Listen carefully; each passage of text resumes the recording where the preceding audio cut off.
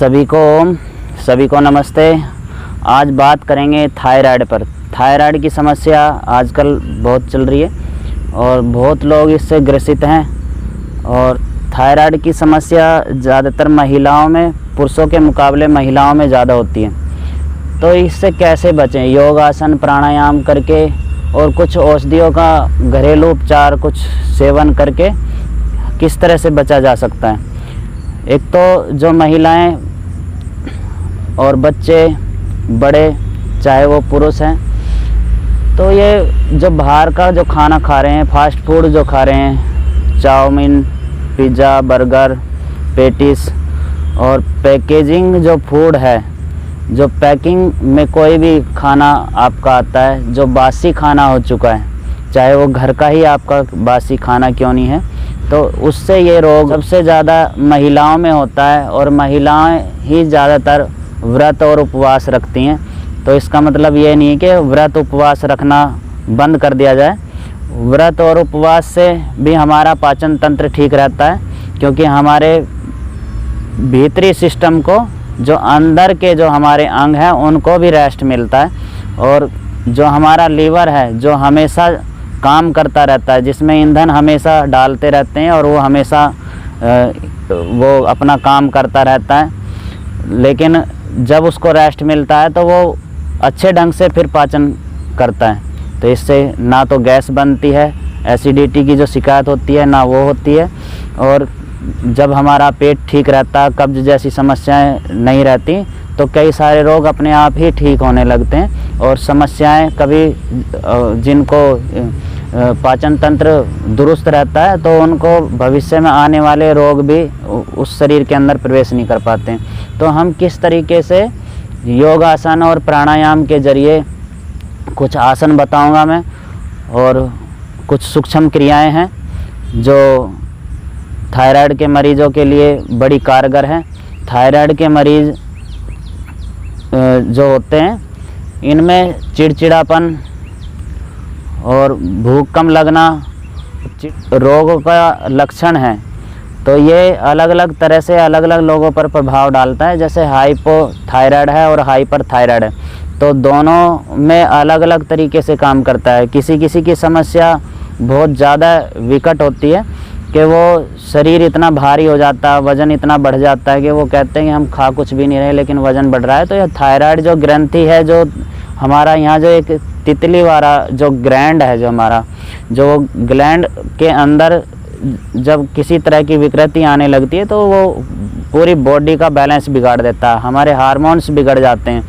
जो हमारा pituitary gland है मस्तिष्क के अंदर, वो बहुत जल्दी प्रभावित होता है। तो हम किस तरीके से बचें? योगासन और प्राणायाम के जरिए। तो योगासन प्राणायाम से ही हम बच सकते हैं।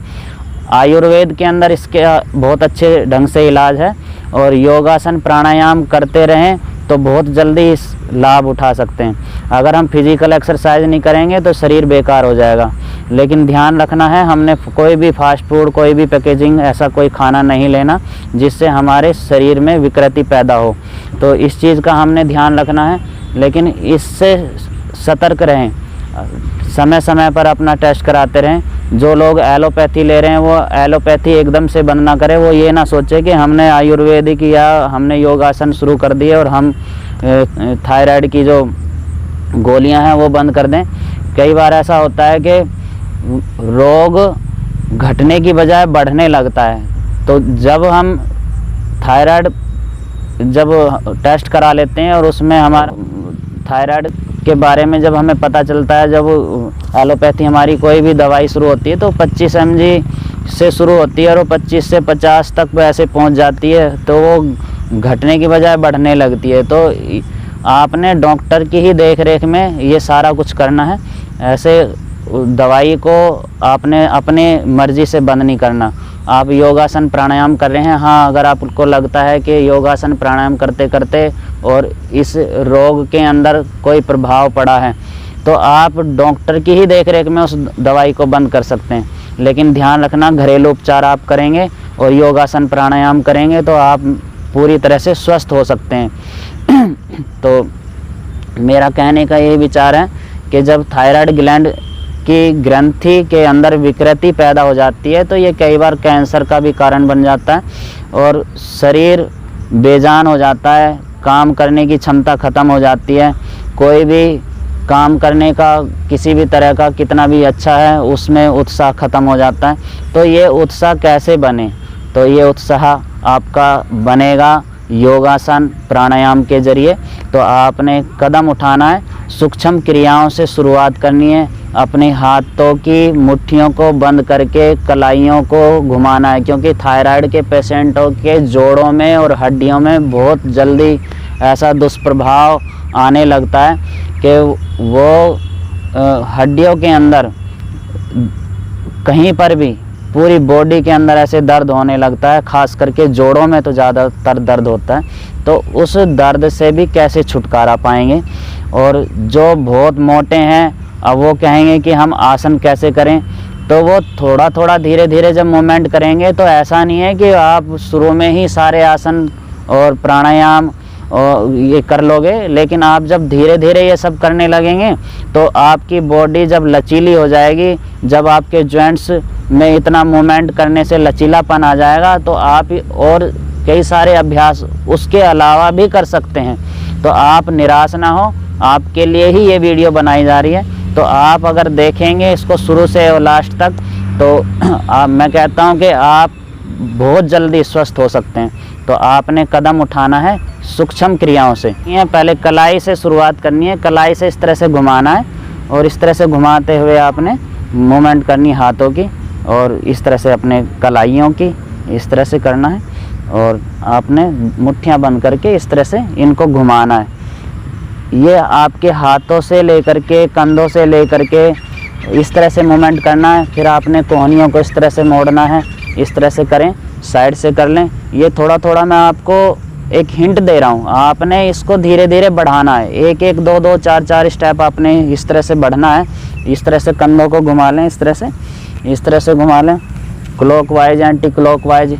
ये आपकी सूक्ष्म क्रियाएं हैं। किसी भी आसन को जब हम करते हैं तो आसन करने से पहले हमने मूवमेंट करनी बहुत ज़रूरी होती है। तो इस तरह से घुमा लें, ये हो गए। इस तरह से साइड से कर लें, ये आपका अभ्यास इस तरह से हो जाएगा।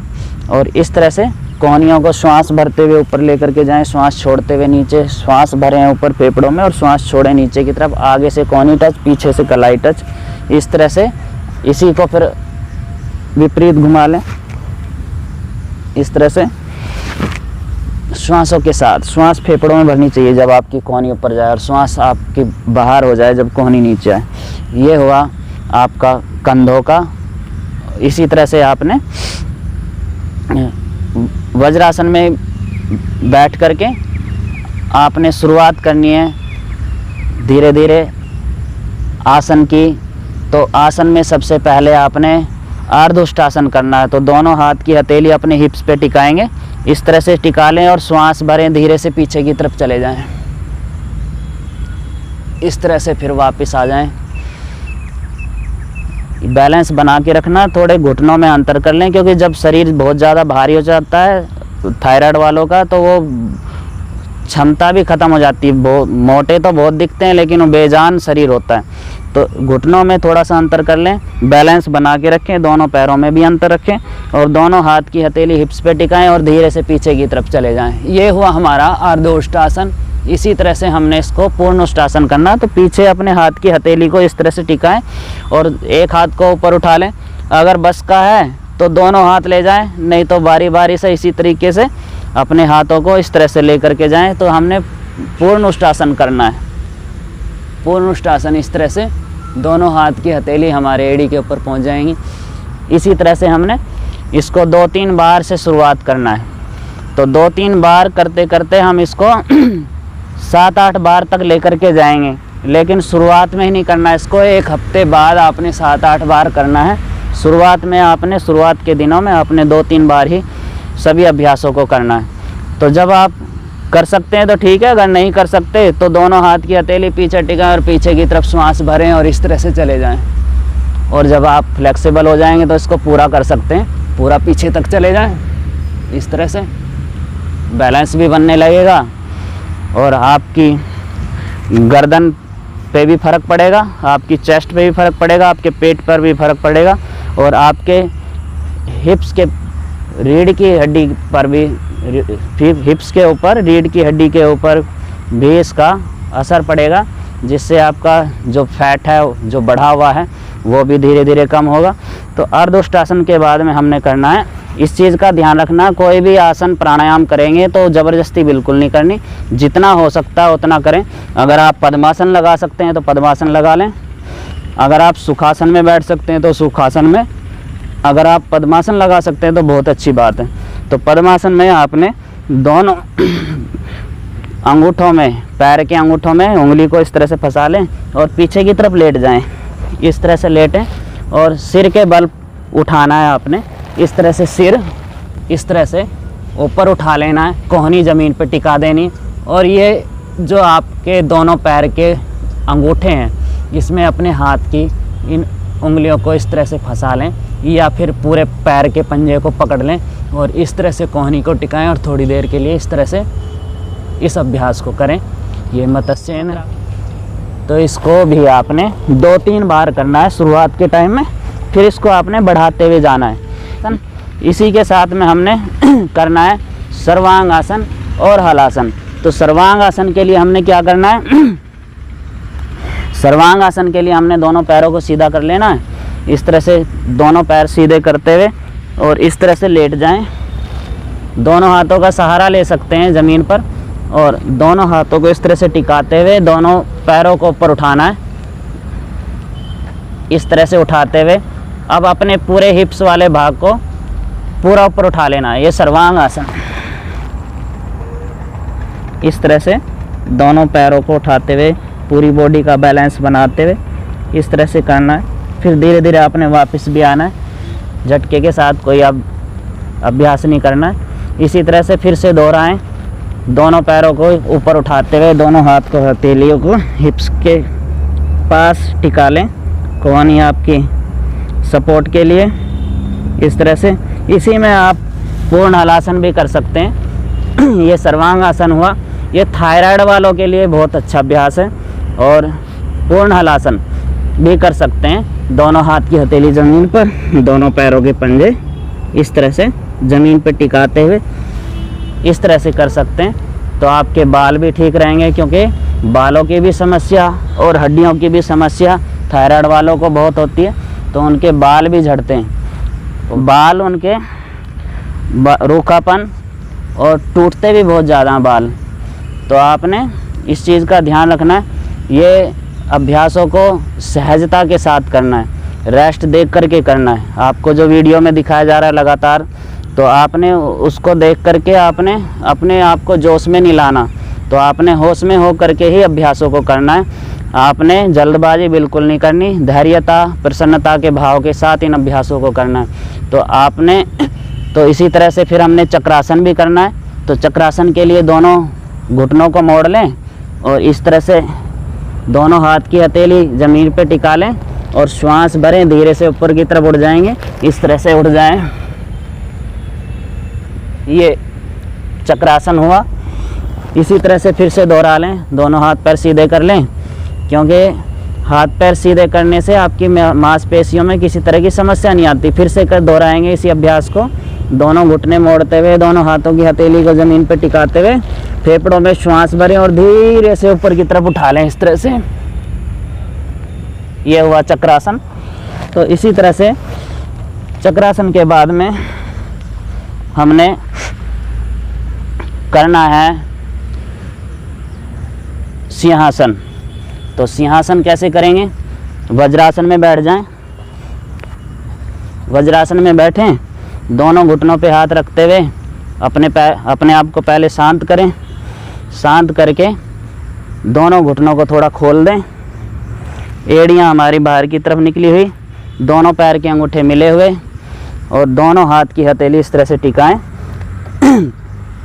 हाथ की उंगलियां अंदर की तरफ, जो कलाई वाला भाग है वो बाहर की तरफ, और धीरे से हाथों पर जोर देते हुए और गर्दन को ऊपर की तरफ तानते हुए, खिंचाव होना चाहिए आपके गले पर, इस तरह से खिंचाव देते हुए जीभ बाहर करें और जैसे शेर दहाड़ता है वैसे दहाड़ना है।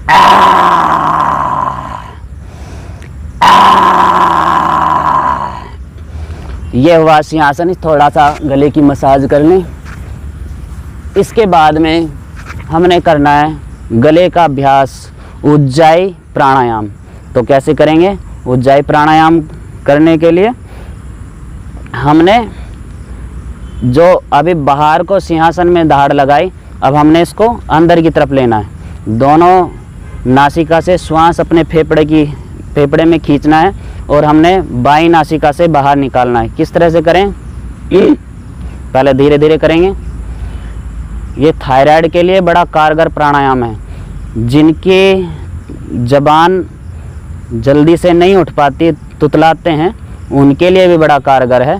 तो आपने ध्यान देना है, इस अभ्यास को सहजता के साथ करना है। लेकिन जो हार्ट पेशेंट हैं वो सतर्क रहें, वो ज़्यादा लंबा ना खींचें, वो थोड़ा थोड़ा कर सकते हैं। ज़्यादा लंबा खींचने से हार्ट पर असर पड़ता है। लेकिन जो स्वस्थ हैं उनका हार्ट मजबूत होता है, उनके फेफड़े भी मजबूत होते हैं और उनका श्वसन तंत्र भी ठीक से काम करने लगता है। जिनकी आवाज़ नहीं उठ पाती उनकी आवाज़ उठने लगती है, जिनकी आवाज़ चली जाती है उनकी आवाज़ आ जाती है, और जिनका थायराइड है उनका थायराइड क्योर होने लगता है। तो ये अभ्यास भी आप नित्य प्रतिदिन करें। इस तरह से करें। इस तरह से करते हुए फिर इसको आपने लंबा खींचना है। इस तरह से करें। हो सकता है आपको खांसी उठे तो आपने खांसना है। खांसने के बाद फिर से कर सकते हैं।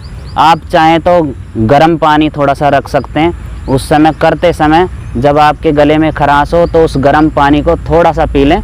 जब आपको अभ्यास करना आ जाएगा फिर आपने वो गर्म पानी नहीं पीना, तो वो घूंट करके पीना। ज़्यादा तगड़ा घूंट भी नहीं भरना, बस उतना ही लेना है ताकि आपका गला तर हो जाए। फिर कोशिश करनी है आपने। फिर इसको लंबा कर दें।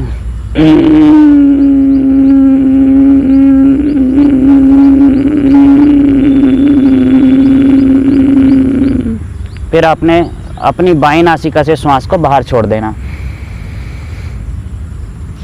ये हुआ हमारा गले का अभ्यास, उज्जाई प्राणायाम। इसी में हमने करना है फिर अनुलोम विलोम प्राणायाम। तो अनुलोम विलोम के लिए हमने बाईं नासिका से श्वास अंदर लेनी है, दाईं से बाहर छोड़नी है, फिर दाईं से अंदर लेनी है, बाईं से बाहर छोड़नी है। क्रम बार बार इसी तरह से चलेगा। ये अभ्यास हमने 3 मिनट से शुरुआत करनी है, इसको 5 मिनट तक करेंगे। लेकिन हमने जब डेली इस अभ्यास को करना है तो इसको कम से कम 15 मिनट तक, 20 मिनट तक करना है। और हो सकता है तो आप शाम को भी कर लिया करें।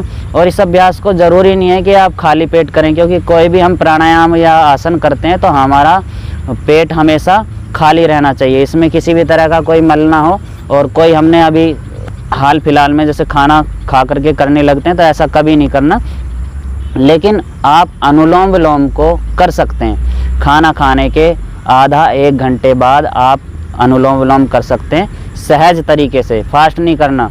जैसे कई बार लोग फास्ट करते हैं तो आपने उसने गति के साथ अभ्यास को नहीं करना। आपने पूरी तरह से फेफड़े में श्वास भरनी है और जो श्वास भरी है उसको बाहर छोड़ना है। बाईं नासिका से श्वास को लेते हुए शुरुआत करनी है आपने। ये क्रम है, तरीका है, जो विधि है उस विधि अनुसार अगर आप अभ्यास करेंगे तो बहुत अच्छे से लाभ मिलेगा। अगर आप इसको गलत तरीके से करेंगे तो इसका गलत प्रभाव पड़ेगा। ये बहुत गहरा असर डालता है। ये बॉडी के अंदर 72 करोड़ 72 लाख हमारे जो शरीर के अंदर इतनी सारी हमारे नाड़ी तंत्र है ना, उसको प्रभावित करता है। तो जिनको नींद नहीं आती है उनको नींद आने लगती है। जिनकी नसें कमज़ोर हो चुकी हैं थायराइड वालों की, उनकी नसें भी फिर से एक्टिवेट हो जाती हैं, काम करने लगती हैं। तो जो मानसिक संतुलन बिगड़ रहा था, पिट्यूटरी ग्लैंड जो हमारा प्रभावित हो रहा था, जो हमारे हार्मोन्स बिगड़ रहे थे, उसको ये संतुलित करेगा। तो जो हाइपर है और हाइपोथायराइड है उसको क्योर करेगा। आप कोशिश करें। इसके साथ में घरेलू उपचार मैं बता देता हूँ। घरेलू उपचार में आपने अलसी का सेवन करना है। 1 चम्मच से ज़्यादा अलसी नहीं लेनी। आपने 4-5 दिन लगातार अलसी लेनी है। उसके बाद आपने 3-4 दिन के लिए फिर रेस्ट करना है, फिर अलसी नहीं लेनी। लगातार कंटिन्यू ना लें। 3-4 दिन 5 दिन आप 1 हफ्ता ले सकते हैं लगातार। उसके बाद में फिर आप 1 हफ्ता छोड़ दें। अलसी का सेवन खाना खाने के बाद करें। गर्म गुनगुने पानी से उसका सेवन करें। और आपने गेहूं का ज्वारा भी आपने शामिल करना है। आप चाहें तो गेहूं के ज्वारे को खाली पेट सुबह के समय ले सकते हैं। सुबह आपने गुनगुने पानी में ही सुबह उसमें डाल करके गेहूं का ज्वारा ताज़ा मिल जाए तो अच्छी बात है, जो घर पे आप उगा करके कर रहे हैं। अगर ताज़ा नहीं मिलता है तो बाज़ार में पाउडर भी मिलता है और लिक्विड भी मिलता है, आप उसको पानी के साथ ले सकते हैं। और आपने गेहूं का ज्वारा और अलसी मैंने बता दिया खाना खाने के बाद। ऐसे ही आपने अश्वगंधे का चूरन भी आपने लेना। अश्वगंधा का चूरन आपने पानी से ही लेना। रात को जब सोते समय आपने पानी के साथ 1 चम्मच आपने अश्वगंधा चूरन का सेवन करना है, क्योंकि कैल्शियम की कमी थायराइड के मरीज़ों में आने लगती है, हड्डियां कमज़ोर होने लगती हैं, हड्डियों में जो दर्द होता है उस दर्द से भी आराम मिलता है। और कई बार जुकाम खांसी से भी प्रभावित होने लगते हैं, क्योंकि इनका गला बहुत जल्दी ख़राब होने लगता है। तो उससे भी अश्वगंधा से भी असर पड़ता है। जो कफ जो हमारा जमा होता है वो कफ भी उससे अश्वगंधा लेने से हमारा ठीक होने लगता है। तो आप कोशिश करें अश्वगंधे का सेवन करें। और आपने तुलसी के अर्क, अगर ताज़ा अर्क मिल जाए तो बहुत अच्छी बात है। अगर तुलसी का अर्क आप बाज़ार में जो आजकल आती हैं लिक्विड, तो आप उसका भी सेवन कर सकते हैं। लेकिन कोशिश करें आप अपने घर में ही तुलसी के पौधे कुछ लगा लें और डेली नित्य प्रतिदिन उसको चटनी के रूप में कपड़ छन करके, या आप उसको चटनी बना करके आप पानी के साथ भी पी सकते हैं। खाली पेट लिया जा सकता है तुलसी का अर्क। तो ये आपके लिए बहुत कारगर है। आपने अश्वगंधा चूरन के साथ जैसे आप ले रहे हैं ना, गेहूं का ज्वारा हो गया, अश्वगंधा हो गया, अलसी हो गया और आपका तुलसी अर्क हो गया, तो इसी तरह से आपने मुलहटी का भी सेवन करना है। तो मुलहटी तो अगर कोई नौकरी करने वाले हैं, ड्यूटी जाते हैं, तो अपने पर्स में रख सकते हैं। मुलहटी के कुछ टुकड़ों को आपने चूसना है। तो छोटे छोटे टुकड़े पंसारी के यहाँ मिल जाते हैं 2-2, 3-3 इंच के। आप उनको भी और छोटा कर लें, काट करके चाकू से कट जाएगा, बीच में से फाड़ करके 4 टुकड़े कर लें और उसके भी फिर बीच में से टुकड़े कर लें। तो एक तरीका और बता देता हूँ थायराइड के लिए बड़ा कारगर है मुलहटी का सेवन। तो मुलहटी का चूरन ना लें, लकड़ी लें। चूरन में तो लकड़ी का बुरादा भर के मिल जाता है आपको पंसारी के यहाँ से। तो आप ऐसा ना करें। मुलहटी हमेशा मीठी रहती है और ज़्यादा पुरानी मुलहटी ना लें। ज़्यादा पुरानी मुलहटी में कीड़ा लग जाता है, तो ऐसी मुलहटी ना लें। आप मुलहटी वो लें जो फ्रेश है।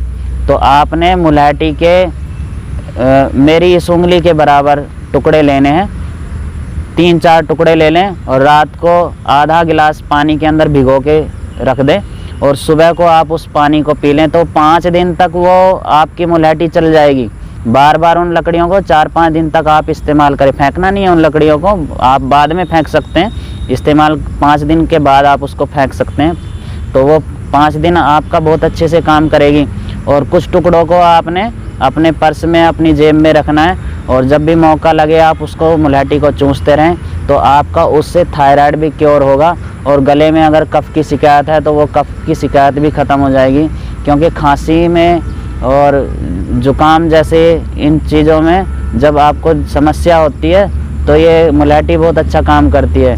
तो आयुर्वेदिक औषधियों में जो हमारे गले से संबंधित है उनमें मुलहटी का बहुत अत्यधिक सेवन होता है। तो आप कोशिश करें कि मुलहटी डायरेक्ट लें, पंसारी के यहाँ से लाएं, भिगो दें और उसका इस्तेमाल करें। तो मुलहटी बड़ी कारगर है। आप इन सब के साथ में जो गेहूं का ज्वारा ले रहे हैं ना, उन सब के साथ आप इस मुलहटी का भी खाली पेट सेवन कर सकते हैं। खाना खाने के बाद भी आप उसको चूस सकते हैं। जो पानी आप ले रहे हैं वो सुबह खाली पेट लें। तो आपने पानी का भी सेवन अच्छे से करना है ताकि आपके बॉडी के अंदर जो किसी का बहुत वेट घटता जा रहा होता है, तो मैं कह रहा हूँ कि आपका वेट घटना और बढ़ने से रुक जाएगा।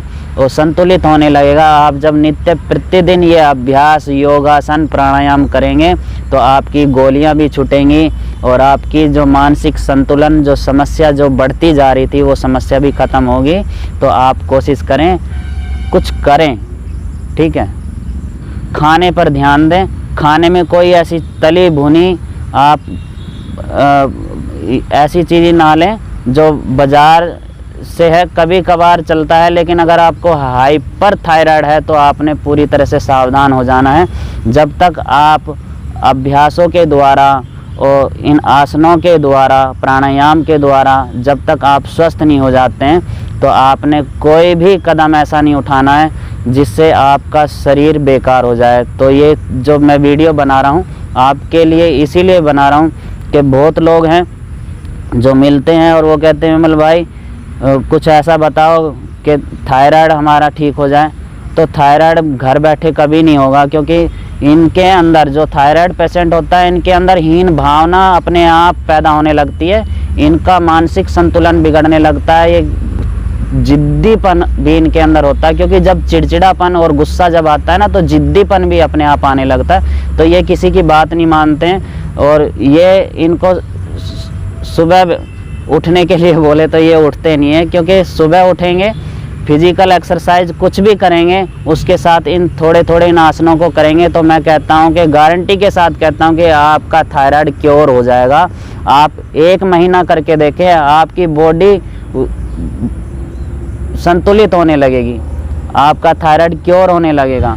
आप क्यों इस रोग से आप अपने आप को गड्ढे में धकेल रहे हो? क्योंकि ये थायराइड जब बहुत ज़्यादा बिगड़ जाता है तो पूरे शरीर का सत्यानाश जैसे शुगर वालों का हो जाता है वैसे ही हो जाता है। तो मैं डरा नहीं रहा हूँ, आप सतर्क रहें, सजग रहें, मेरा यही एक उद्देश्य रहता है। तो आप कोशिश करें एक सूक्ष्म क्रियाओं के ज़रिए जो मैंने बताई है आप कर सकते हैं। तो आप अगर करेंगे तो आपको बहुत अच्छा लाभ मिलेगा।